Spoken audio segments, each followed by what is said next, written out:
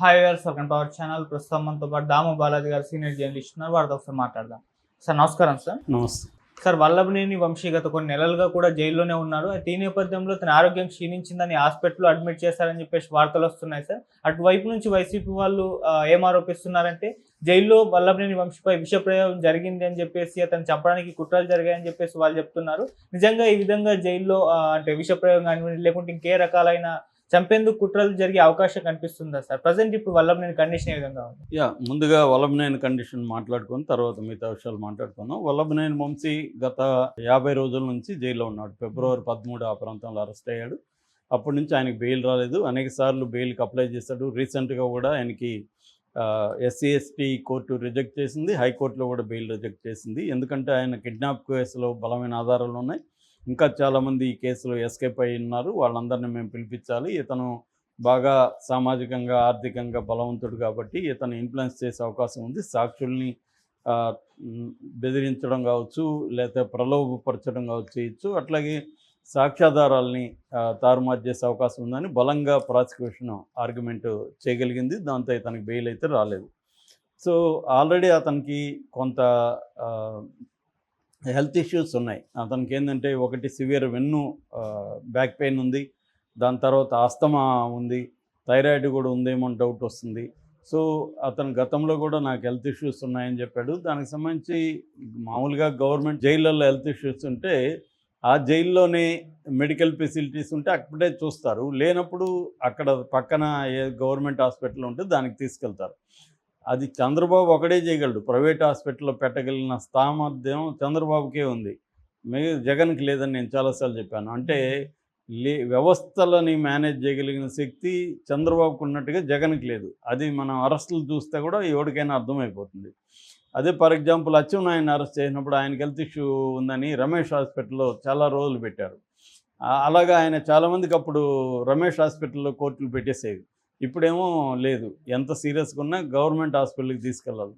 For example నిన్న సంగతి చెప్తాను. నిన్న ఈయన మధ్యాహ్నం టైంలో చాలా సివియర్ నొప్పి ఉంది, అట్లాగే ఊపిరాడట్లేదు అవన్నీ చెప్పినప్పుడు ఫస్ట్ ఏం చేశారంటే వీళ్ళు వైద్యుల్ని పిలిపించి జైల్లోనే చెక్ చేయించారు. కానీ వాళ్ళు కూడా సలహా ఇచ్చారు, కొంత హాస్పిటల్కి వెళ్ళి టెస్ట్లు అవి చేయిస్తే మంచిది సార్ అని. ఎందుకంటే అతనికి ఆల్రెడీ ప్రాబ్లం ఉంది కాబట్టి తీసుకెళ్ళమన్నారు. వీళ్ళు మెల్లగా ఎప్పుడో 4:30, 5కి అలా తీసుకెళ్లారు గవర్నమెంట్ హాస్పిటల్కి విజయవాడలో. తీసుకెళ్తే అక్కడ డాక్టర్లు ఎవరూ లేరు ఆ టైంకి. లేకపోతే మళ్ళీ ఫోన్లు చేసి పిలిపించారు. ఈ లోపల వెయిటింగ్ చేయాల్సి వచ్చింది. వాళ్ళు వచ్చారు. వచ్చిన తర్వాత టెస్టులు చేశారు. అంటే ఎందుకు చెప్తున్నానంటే ఒకవేళ సివియర్గా ఉంటే పరిస్థితి ఏంటి, ఇతనికి సివియర్గా ఉందో లేదో తెలియదు కదా. మొత్తానికి టెస్టులు చేశారు. అతనికి ఈసీజీ, తర్వాత 2D ఎకో, చెస్ట్ ఎక్స్రేలు ఇవన్నీ తీశారు. ఇవన్నీ తీసి అతనికి ఏదో మెడికేషన్ అవి ఇచ్చారు. ఇచ్చిన తర్వాత మళ్ళీ రేపు మార్నింగ్ ఫుడ్ లేకుండా తీసుకురమ్మన్నారు. ఎందుకంటే థైరాయిడ్ టెస్ట్ కూడా చేయాలని చెప్పారు. ఏదేమైనా ప్రభుత్వ దీంట్లో అతనికి చేసుకోవాలని పరిస్థితి అయితే ఏర్పడింది. సో దీంతో ఇప్పుడు ఒక డౌట్లు జనాలకు వస్తున్నాయి. ఎందుకు ఇతనికి ప్రాబ్లమ్స్ వస్తున్నాయి, ఏమైనా విషప్రయోగం జరిగిందా జైల్లో? ఎందుకంటే తను జైలు ఫుడ్డే తింటున్నాడు, బయట ఫుడ్ అయితే రాలేదు. ఇదే కార్యక్రమం గతంలో కూడా చంద్రబాబు మీద కూడా వాళ్ళు ఆరోపించారు. చంద్రబాబుని చంపేయాలని జైల్లో చూస్తున్నారు అనేది కూడా ఆరోపించారు. ఇదే మాట ఇప్పుడు వంశీ విషయంలో కూడా ఆరోపిస్తున్నారు, జైల్లోనే వంశీని చంపేయాలని. ఇది అనేక ప్రాంతాల్లో ఇదే ఉంది. కాకపోతే మన దేశంలో జైళ్ళల్లో చంపిన సంఘటనలు లేవా అంటే బోల్డ్ ఉన్నాయి. ఎవ్రీ ఇయర్ దాదాపు 2000 మందికి పైన ఖైదీలు జైళ్ళల్లో చనిపోతున్నారు. రకరకాల కారణాలతో మిస్టీరియస్గా చనిపోతున్నారు. ఆ మధ్య కిటికీకి దాని టవల్ చుట్టుకొని ఆత్మహత్య చేసుకున్న సంఘటనలు కూడా ఉన్నాయి.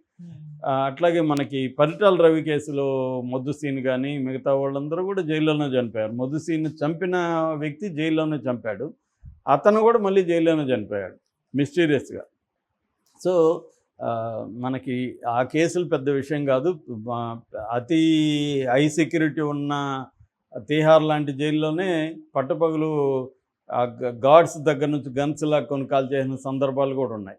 కాబట్టి జైళ్ళు అనేవి సేఫ్ అయితే కాదు గ్యారంటీగా. కాకపోతే ఇతని మీద అలాంటి ప్రయోగం చేశారా లేదని వాళ్ళు ఆరోపిస్తున్నారు తప్ప చేశారా లేదనేది వాళ్ళ దగ్గర కూడా ఏం ప్రూఫ్ లేదు.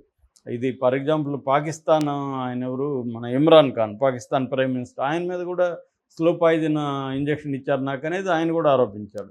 సో పాజిబుల్ అంటే ఖచ్చితంగా పాజిబుల్లే. ఫుడ్లో స్లో పాయిజన్ ఇవ్వాలనుకుంటే ఇవ్వచ్చు. కాకపోతే అవి చేస్తారా అంటే చెప్పలేం మనం. ఏదేమైనా ఆరోపణ అయితే జరిగింది.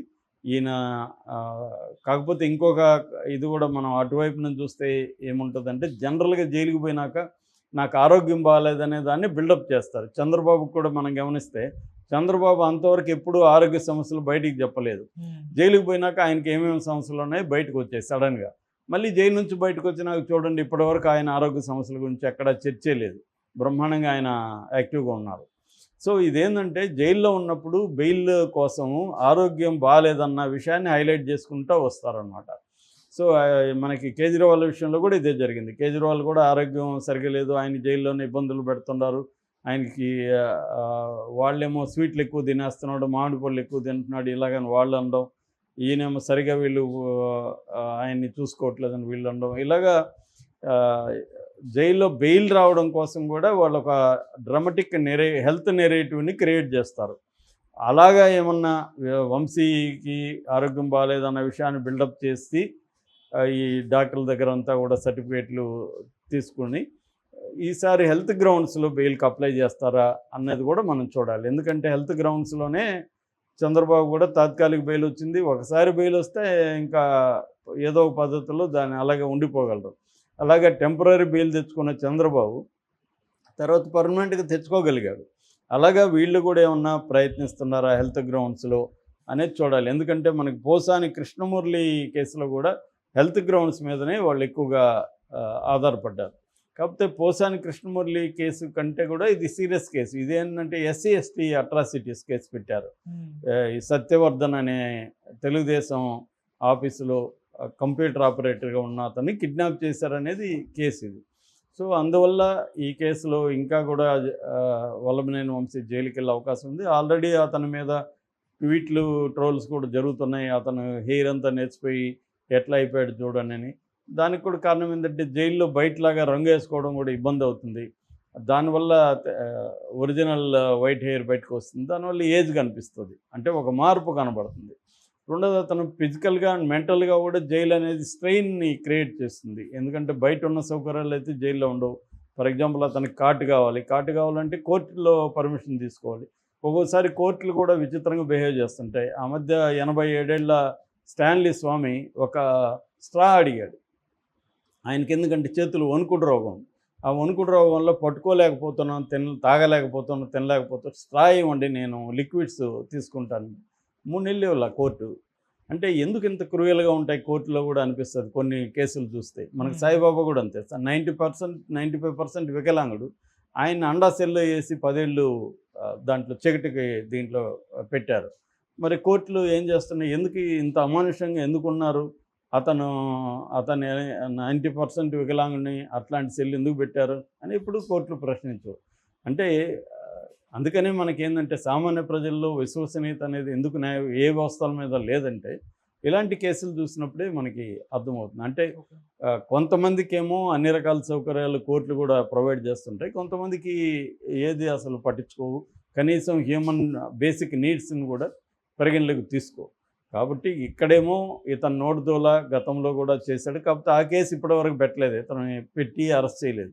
ఇతని మీద నిజానికి ఇది ఫాల్స్ కేసు అనేది వీళ్ళు చెప్తున్నారు. ఎందుకంటే సత్యవర్ధన్ని